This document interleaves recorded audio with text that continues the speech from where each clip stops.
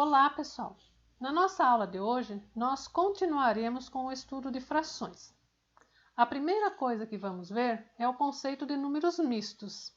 Eles são os números que envolvem uma parte inteira e uma parte fracionária. Por exemplo, 1/4. Nesse caso, o 1 é a parte inteira e o 1/4 é a parte fracionária. Lê-se 1 inteiro e 1/4. Vamos ver um outro exemplo em forma de desenho. Temos 3 quadrados divididos em 4 partes cada um. Os 2 primeiros estão inteiramente pintados. Já o terceiro tem apenas uma parte pintada de um total de 4 partes. Então, esse desenho pode ser representado pelo número misto 2/1/4, sendo o 2 a parte inteira e o 1/4 a parte fracionária.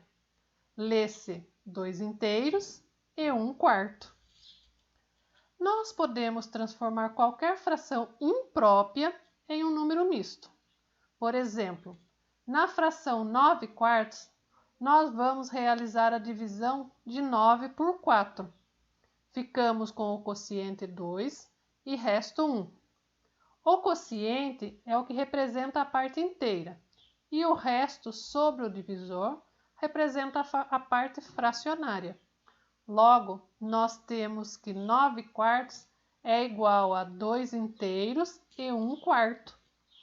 Também podemos representar por desenhos, tendo 2 figuras inteiramente pintadas e uma terceira figura dividida em 4 partes e com apenas uma das partes pintada.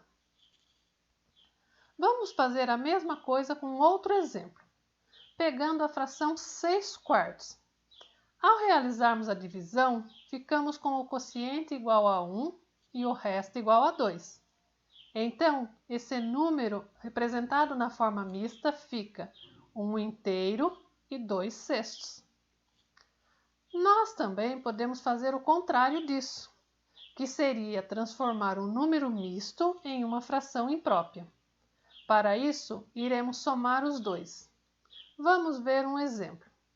Para transformar 3 inteiros e 2 quintos em uma fração imprópria, nós vamos somar 3 mais 2 quintos. Sabemos que temos 3 inteiros. Podemos representar cada um deles como 5 quintos, ficando com 5 quintos mais 5 quintos mais 5 quintos mais 2 quintos, resultando em 17 quintos, que é a fração imprópria equivalente. Outra maneira de encontrar a fração imprópria é multiplicando a parte inteira pelo denominador e somando o resultado ao numerador da parte fracionária. Por exemplo, no número misto 2 inteiros e 3 quartos, vamos multiplicar a parte inteira, que é 2, por 4, que é o denominador, e somaremos isso a 3, que é o numerador, ficando com 8 mais 3 dividido por 4, que resulta em 11 quartos. Outro conceito que iremos ver é o de frações equivalentes, que são frações que representam a mesma quantidade em relação a um inteiro. Por exemplo, vamos supor que eu tenho 3 bolos idênticos. No primeiro bolo, eu dividi em 2 partes iguais e comi uma. A parte que eu comi representa meio. O segundo bolo, eu dividi em 6 partes iguais e comi 3. A parte que eu comi representa 3 sextos.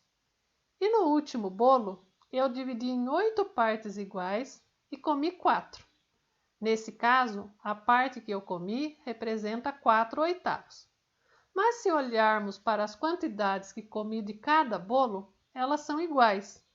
Por isso, podemos falar que essas frações são equivalentes. É fácil de encontrar frações equivalentes. Só temos que multiplicar o numerador e o denominador por um mesmo número. Veja o exemplo. Vamos encontrar 4 frações equivalentes a 3 sextos. Primeiro, vamos multiplicar o numerador e o denominador da fração 3 sextos por 2, ficando com 6 dozeavos. Para conseguir outra fração equivalente, Vamos multiplicar a fração 3/6 por 3, ficando com 9/18. Vamos fazer agora por 4, ficando com 12/24. E para obter a quarta e última fração equivalente a 3/6, multiplicaremos o numerador e o denominador por 5, ficando com 15/30. Então, podemos falar que 3/6 é equivalente ou igual a 6/12, 9/18, 12/24 e 15/30. Simplificação de frações. Podemos também simplificar frações. Isso acontece apenas quando o numerador e o denominador são divisíveis por um mesmo número diferente de 1. Quando efetuamos essa divisão, dizemos que houve a simplificação da fração.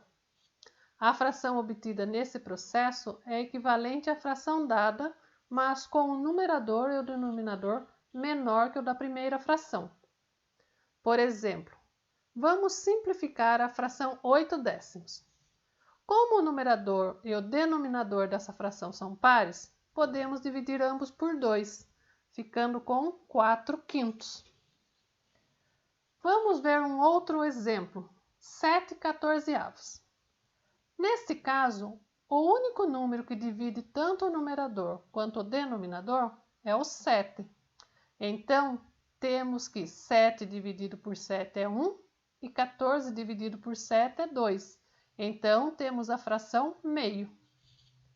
Como último exemplo, vamos simplificar a fração 30/36. Como os dois números são pares, dividiremos o numerador e o denominador por 2, ficando com 15/18.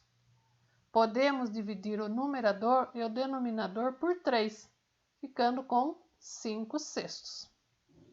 Depois que terminamos de simplificar uma fração, chegamos a uma forma de fração irredutível, que são aquelas que não podem mais ser simplificadas, pois o único divisor comum entre o numerador e o denominador é o 1. Comparação de frações. Vamos agora aprender a comparar frações. Primeiramente, veremos como comparar frações com denominadores iguais. Por exemplo, comparando 5/9 com 4/9, vamos fazer a representação gráfica das frações. Observando a figura, podemos notar que 5/9 é maior que 4/9. Concluímos então que 5/9 é maior que 4/9. Quando vamos comparar frações com denominadores iguais, basta compararmos os numeradores. Aquele que tiver o numerador maior é a fração maior. Vamos comparar frações com denominadores diferentes. Por exemplo, 2/3 e 8/9. Vamos fazer as representações gráficas e compará-las. Podemos observar que, através do desenho, 2/3 é menor que 8/9. Podemos concluir, então, que 2/3 menor que 8/9. Outra forma de compararmos frações com denominadores diferentes é transformá-las em frações equivalentes com denominadores iguais. Para isso, multiplicaremos o numerador e o denominador de cada uma das frações por um mesmo número conveniente. Por exemplo, vamos comparar as frações 2/3 e 8/9. Vamos pegar a fração 2/3 e multiplicar por 9, chegando na fração 18/27. E agora, vamos multiplicar a fração 8/9 por 3, chegando em 24/27. Como 24/27 é maior que 18/27, concluímos que 8/9 é maior que 2/3. Para chegar nas frações equivalentes de forma mais rápida, podemos calcular o MMC. Utilizando o MMC, vamos ver se 5/15 é maior ou menor que 7/18. Para isso, calcularemos o MMC entre 15 e 18, utilizando o método prático. Vamos colocar os dois números lado a lado e traçaremos a barra na vertical. Começaremos dividindo por 2. Ficamos com 9 e 15.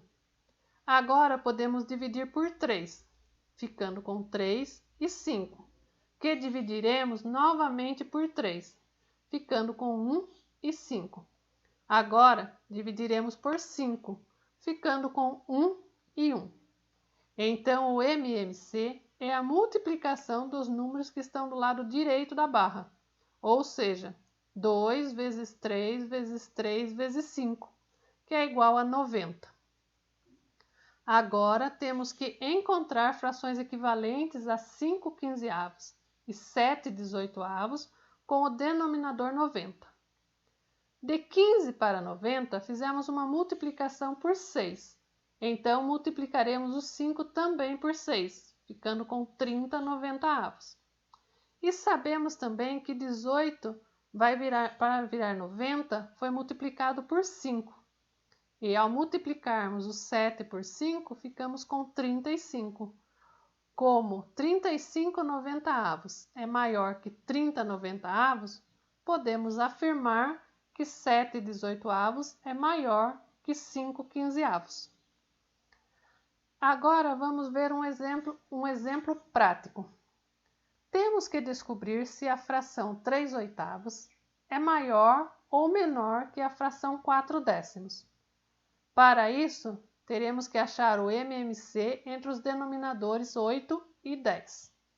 Colocaremos um ao lado do outro e traçaremos a barra vertical. Dividindo por 2, ficamos com 4 e 5. Dividindo por 2 novamente, ficamos com 2 e 5. Vamos dividir mais uma vez por 2. Ficamos com 1 e 5. Realizamos a última divisão por 5, ficando com 1 e 1. E finalizando. O MMC vai ser igual a 2 vezes 2 vezes 2 vezes 5, que resulta em 40. Sabemos que de 8 para virar 40 foi realizada uma multiplicação por 5. Então, multiplicaremos o 3 também por 5, ficando com 15 quarentaavos. Já o 10 para virar 40 foi multiplicado por 4. E ao multiplicarmos o 4 também por 4, ficamos com 16 quarentaavos. Como 15 quarentaavos é menor que 16 quarentaavos, podemos dizer que 3 oitavos é menor que 4 décimos. Bom, essa foi a aula desta semana. Espero que tenham gostado do assunto. Estou aguardando o envio das atividades. Qualquer dúvida é só me mandar uma mensagem, ok? Bom estudo, boa semana para vocês. Até a próxima!